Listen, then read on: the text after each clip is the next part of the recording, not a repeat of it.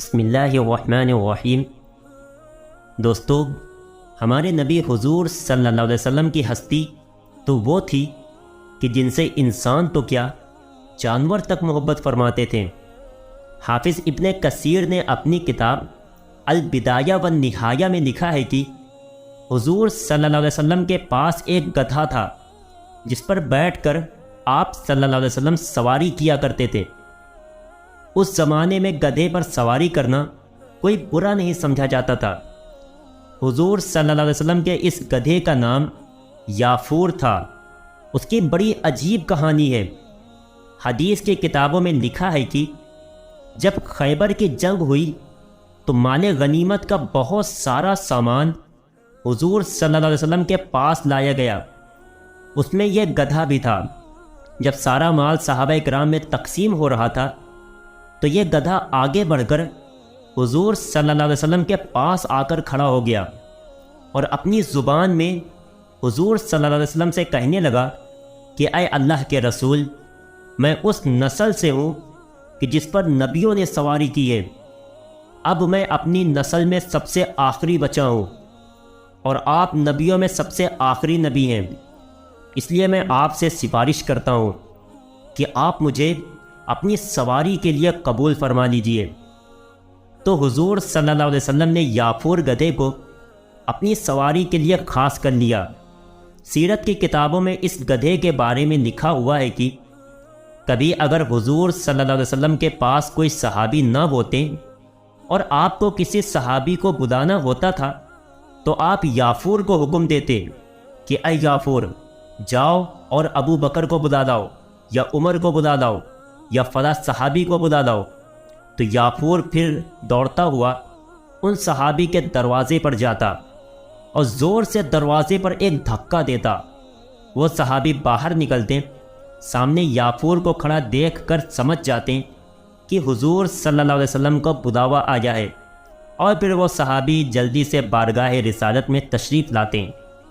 یہ یافور گدھا حضور صلی اللہ علیہ وسلم سے اتنی زیادہ محبت کرتا تھا کہ جس دن آپ صلی اللہ علیہ وسلم کی وفات ہوئی تو یافور کو جیسے ہی خبر ہوئی تو وہ دوڑتا ہوا حضور کے کمرے میں آیا اور حضور صلی اللہ علیہ وسلم کی جسم مبارک کو دیکھ کر رونے لگا، اور پھر واپس لوٹ کر مدینہ کی گلیوں میں تیز تیز چلاتا ہوا دوڑنے لگا۔ پورا دن دوڑتا رہا، آخر ایک کنویں میں کود کر اپنی جان دے دی۔ حضور صلی اللہ علیہ وسلم کے پاس ایک اونٹنی تھی، اس کا نام شہبہ تھا۔ اس کو جب خبر ہوئی کہ حضور کی وفات ہو گئی ہے تو وہ اپنی جگہ پر بیٹھے بیٹھے رونے لگی اور چارہ پانی چھوڑ دیا، یہاں تک کہ 10 دنوں میں اسی جگہ پر بیٹھے بیٹھے اس اونٹنی کی موت ہو گئی۔ ایک اور واقعہ حدیثوں میں لکھا ہے کہ ایک بار حضور صلی اللہ علیہ وسلم صحابہ اکرام کے ساتھ ایک جگہ پر بیٹھے ہوئے تھے۔ کافر لوگ تھوڑی دور پر بیٹھے حضور صلی اللہ علیہ وسلم کا مذاق اڑا رہے تھے۔ اتنی دیر میں وہاں سے ایک دیہاتی آدمی گزرا۔ اس نے کافروں سے پوچھا کہ یہ سامنے کون لوگ بیٹھے ہیں؟ تو کافروں نے بتایا کہ یہ محمد ہیں اور ان کے ساتھی ہیں۔ اس دیہاتی نے پوچھا کہ یہ کیا کہتے ہیں؟ کافروں نے کہا کہ یہ کہتے ہیں کہ میں اللہ کا رسول ہوں، تم لوگ میری مان لو تو دنیا و آخرت میں کامیاب ہو جاؤ گے۔ اس دیہاتی نے کہا اچھا میں دیکھتا ہوں۔ اس دیہاتی کے ہاتھ میں مری ہوئی گوہ تھی۔ یہ چھپکلی کی طرح ایک جانور ہوتا ہے، یہ دیواروں پر چپک جاتی ہے۔ اس دیہاتی نے حضور کے سامنے وہ گوہ پھینکتے ہوئے کہا کہ اے محمد، اگر یہ گوہ گواہی دے دے کہ آپ اللہ کے رسول ہیں تو میں ابھی کلمہ پڑھ کر مسلمان ہو جاؤں گا۔ اس دیہاتی نے مذاق اڑانے کے لیے حضور سے یہ باتیں کہی تھی۔ حضور صلی اللہ علیہ وسلم اپنی جگہ سے اٹھے اور اس گوہ کے پاس آ کر کھڑے ہو گئے اور پھر فرمایا یا ذب قم و اشہد، کہ اے گوہ اٹھ جا اور گواہی دے۔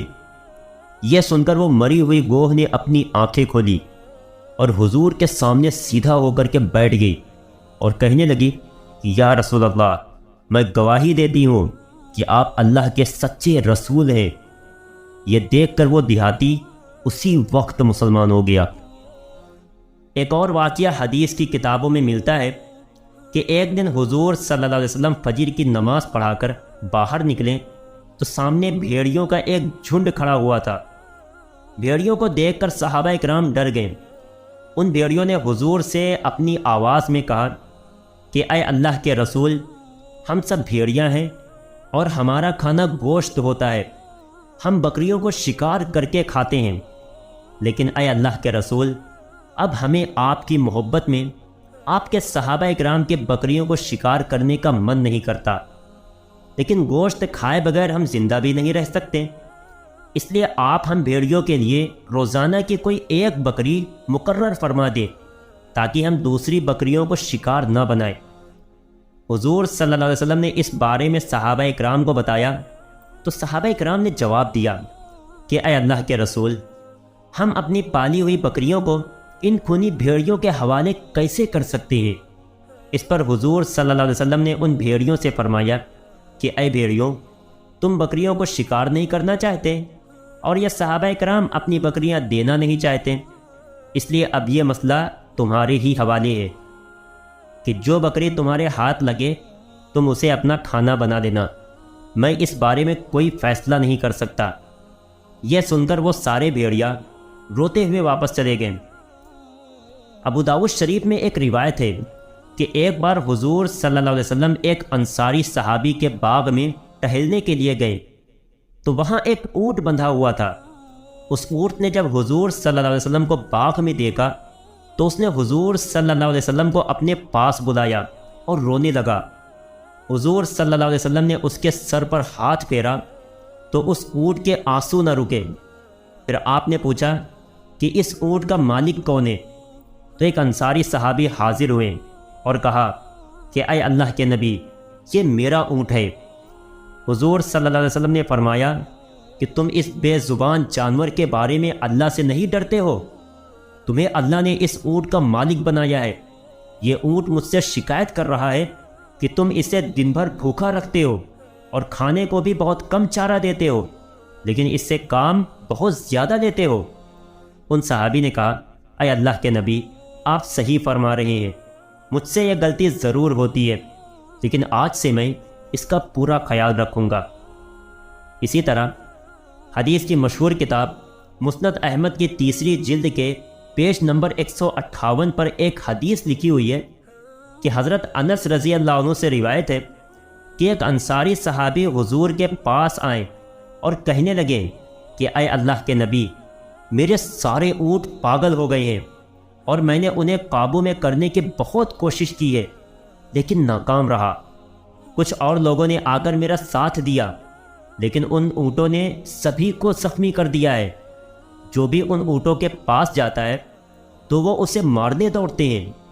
میں اپنی ساری کھیتی اور باغوں کی سینچائی انہی اونٹوں کے ذریعے کرتا ہوں، لیکن اب وہ سارے اونٹ پاگل ہو گئے ہیں تو میرے باغ اور کھیت سب سوکھتے جا رہے ہیں، اس لیے میں نے ان سارے اونٹوں کو اپنے ایک باڑے میں بند کر دیا ہے اور وہ اندر باڑے میں بہت زیادہ دوڑ رہے ہیں اور چلا رہے ہیں، اب میں کیا کروں؟ تو حضور صلی اللہ علیہ وسلم نے اپنے صحابہ اکرام سے کہا کہ چلو ان کے گھر چلتے ہیں، اور پھر حضور صلی اللہ علیہ وسلم ان صحابی کے باڑے کے پاس پہنچے جس کے اندر اونٹ بند تھے۔ حضور صلی اللہ علیہ وسلم نے ان صحابی سے کہا کہ مجھے اونٹوں کی رسیاں دو، میں ان اونٹوں کو باندھ کر آتا ہوں۔ وہ صحابی کہنے لگے کہ اے اللہ کے رسول، ایسا نہ کریں، ہمیں ڈر ہے کہ وہ اونٹ آپ کو کوئی نقصان پہنچا سکتے ہیں۔ حضور صلی اللہ علیہ وسلم نے فرمایا کہ تم پریشان نہ ہو، تم لوگ باہر ہی رہنا اور مجھے رسیاں دو، میں انہیں باندھ کر آتا ہوں۔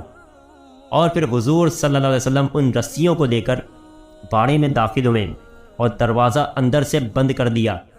اونٹوں نے جیسے ہی اندر کسی آدمی کو آتا دیکھا تو وہ دور سے ہی تیزی سے اسے مارنے کے لیے دوڑے، لیکن جب پاس آ کر ان اونٹوں کی نظر حضور صلی اللہ علیہ وسلم پر پڑی اور دیکھا کہ یہ تو اللہ کے نبی محمد صلی اللہ علیہ وسلم ہیں، تو سارے اونٹوں نے حضور کے قدموں پر اپنا سر رکھ دیا۔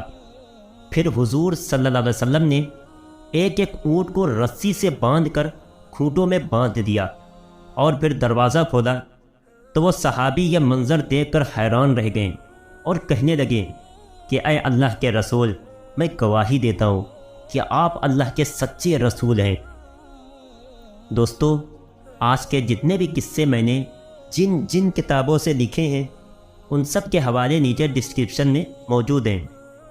دوستو، اگر ویڈیو پسند آئی ہو تو لائک کرنا اور چینل کو سبسکرائب کرنا نہ بھولیں، اور جاتے جاتے ایک پیارا سا کمنٹ ضرور کر دینا۔ السلام علیکم۔